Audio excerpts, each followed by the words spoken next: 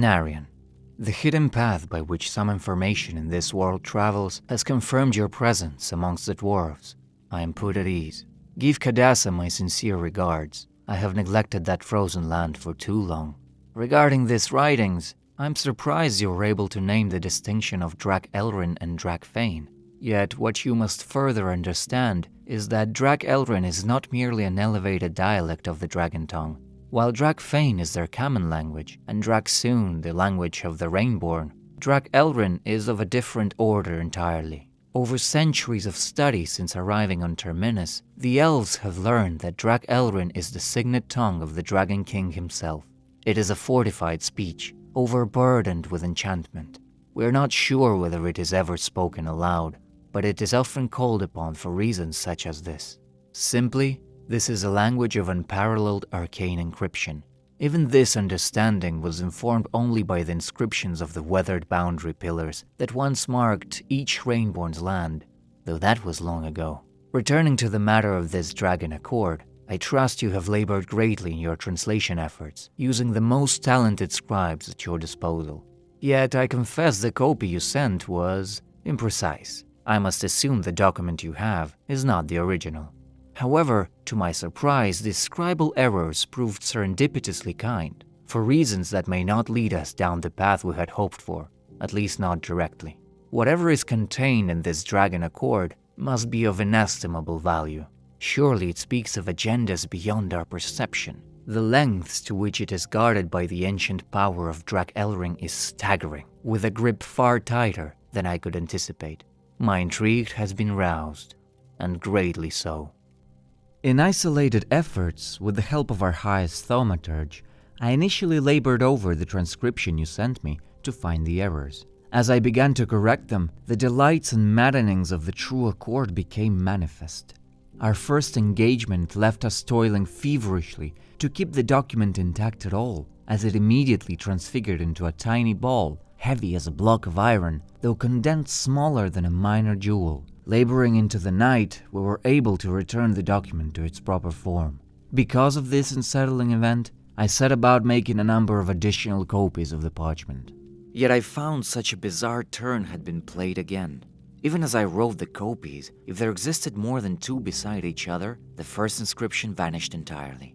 To my misfortune, I was only able to ascertain this after much wasted effort and nearly a score of dry, blank pages. As I considered these things, it struck me. So powerful is this Drak Elrin magic that a mere copy of its symbols would conjure the full protective might of the original document wherever it rests on the planet. I quickly turned to experiments of that sort, transfixed by what I might learn. When I carved some of the symbols on a strip of dry oak, it would not burn, not at first. Though engulfed in flames, I retrieved it twice without incident. However, after a brief time of this, my etchings vanished. Why? I cannot say. But afterwards, the strip caught instantly. When written upon fresh parchment, I could submerge the document in water, mud, acrid poisons from distance, and other similar liquid sorts, and yet the parchment remained unsoaked, nor stained, or the least bit marred. Not even a drop drew up into the paper. This resilience faded again when the ink vanished. Recently, we held our Feast of Arms. Before the Archer's trial, I wrote only 2 symbols from the Accord to the backside of one of the targets. Thin, clean strokes. When the arrows flew into this target, they glanced to every angle, but never pierced. Fortunately, the ink faded before the target was inspected by curious officials. I became indulgent, nearly infatuated with these tests, as each confirmation seemed like a finger laying upon the true accord. In my youth, I would have loved these mysteries far more than their answers, and I would have been no use to you.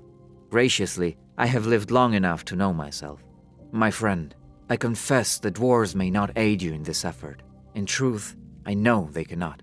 We are at a stalemate that will not be won by accumulating delicate scraps of translated parchments, deciphering runes, unearthing entire tomes, or appealing to sages. It is not a matter of more research. It is not even a matter of magic, Narian.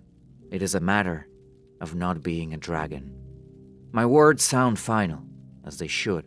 However, I hope my response may somehow open another door, not expose a bridgeless chasm. Respond as you are able.